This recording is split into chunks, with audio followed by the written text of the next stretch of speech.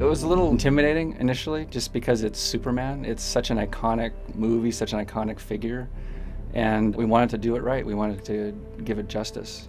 I think like a lot of people, there's always that question in our minds, you know, is Zach going to be sort of traditional Superman, or is he going to be darker or twisted, you know, as we know him to be in certain other permutations? What I love about it is that it's the most naturalistic thing that he's done. I've never seen Zach do like the small town Americana, the real feel for that. Sort of the really startling part for me was when we saw it the first time through all the way after we finished Temp 1 was not only the action stuff is, I mean, it's amazing. It's just really well done. Zach is an action beast. I mean, we always talk and joke about using sound as a weapon, and in his films, sonically, he is into vibrant action, and not necessarily just loud, but he does like really full embodiment. On this particular film, Eric Norris and myself co-supervised the film, and just because this effects-wise is just out of control, busy and creatively challenging, and so it really benefited both of us to work as a team to bounce ideas off and come up with really cool sounds. We talked with John Fasal, who's a field recordist, and got some ideas from him, and he knew of a person who could help facilitate the recording. We ended up dropping a 9,000-pound K-rail from different heights.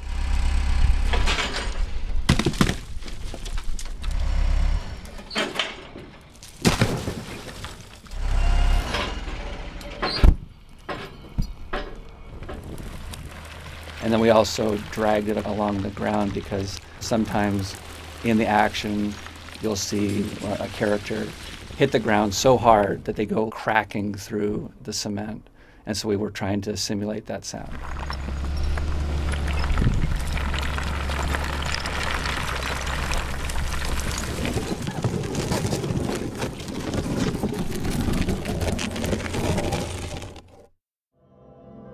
When we went out to Arizona, we went to record the A-10 Warthogs. We started off at Davis-Monthan Air Base and recorded the sounds of the jets starting up. We went out to the runway, had the jets going by, did touch and goes, and then the next day we went out to Gila Bend and recorded them doing strafing runs. And it's a most amazing sound. It's a 30mm cannon that shoots 4,200 rounds per minute. And so if you do the math, it ends up working out to about a 70 hertz tone. It doesn't sound like what you'd expect, but it's really scary, it's really aggressive. I was trying to figure out a way to, integrate that sound in, although I knew it couldn't be the only sound. So once we got the recordings back to the studio, I took the sound, so I was able to loop it up, and then place it underneath kind of as a base to the sounds that we'd already cut, that you could sort of expect from our library of the close-up sound of a Gatling gun. And then when Frankie mixed it all together, believe it or not, you can really hear, you have to listen for it, but you can really hear the sound of the actual A-10 Gatling gun, which I thought was pretty cool. Because even though here we are in a completely over-the-top action movie, there's a sliver of reality in the sound. The one thing that I knew even before seeing anything was the planet Krypton was on tap, and so that was the most exciting thing, because I knew that there were real-world atmospheres in Smallville and Metropolis and things like that.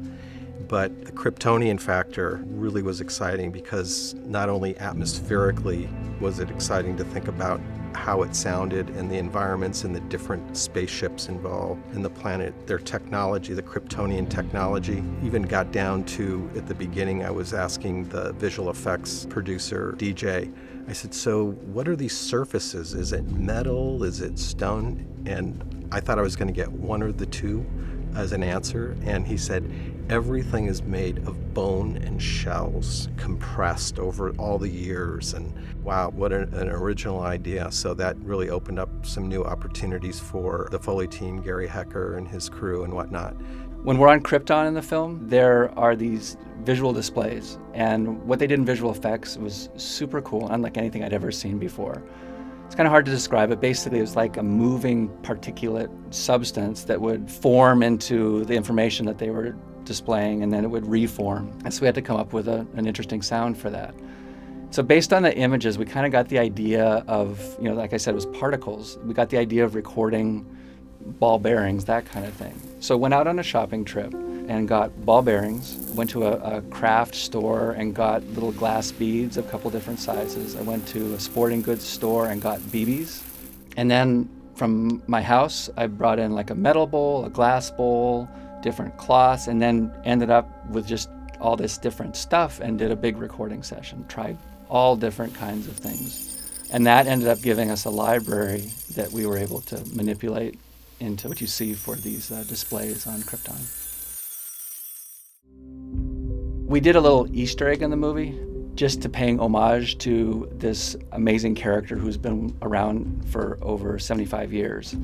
When we first started working on the film, our colleagues were calling us up saying, "Hey, I've got the wind for you." And they were referring to the iconic Superman wind from the 1950s TV series with George Reeves. And so we had the idea, how fun would it be to actually put that wind in the movie? So we found a scene where we thought it would work.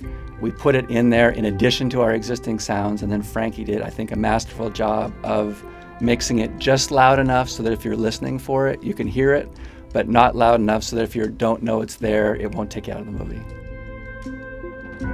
In terms of the dialogue in the film, the actual production dialogue of the film, one of the big challenges, just technically, is in Smallville, they shot in Chicago, and there were tons of cicadas.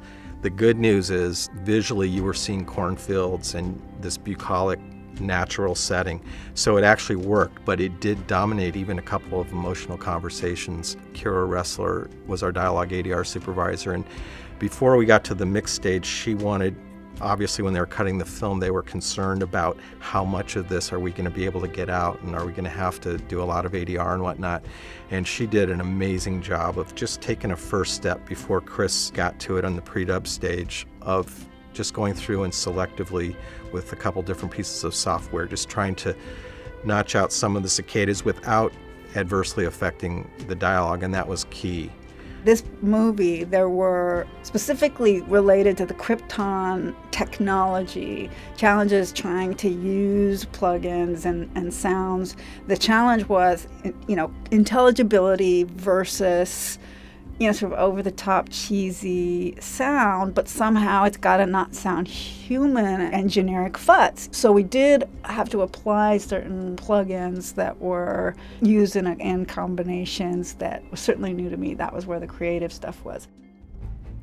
I'm really happy that we started off with a 7.1 mix, because that fit into the Atmos bed of 7.1. The other two channels that make up the 9.1 obviously were the speaker array on the ceilings and whatnot.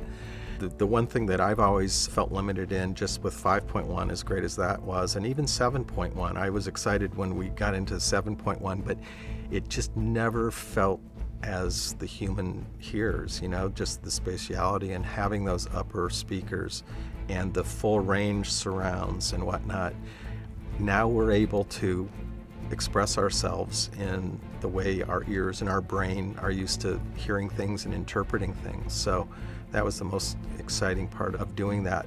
My hope was that we could be subtle with it and not be like 3D, even though you have that opportunity to do it. So what we ended up with doing was taking music and actually using the whole room, so that if we had percussion and strings and brass up front, we could take beds of choirs or synth pads.